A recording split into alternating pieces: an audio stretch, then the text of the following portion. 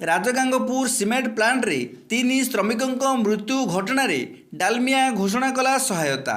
मृतकों परिवार को मिल 25 लाख लेखाएं टंका। एसत परिवार जनकू चाकरी सह 10 लाख टंकार बीमा। राजगांगपुर रे गोटे लेखाएं घर देव कंपानी। युक्त 2 पिलांको पाठपढ़ा खर्च बहन करिबो सही कंपानी। एपटे 36 घंटार उद्धार अभियान पर कोईला गदा तलू मिलिला मृतदेह।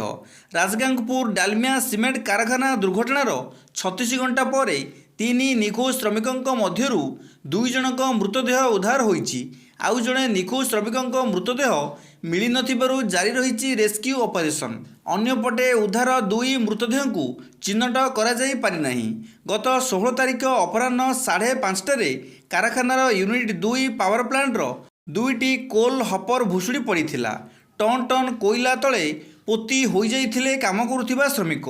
कारखानार वैषयिक दल सह जिलार 7टी अग्निशम बाहिनी, ओड्राफ दल और पुलिस उद्धार कार्य नियोजित अछंती।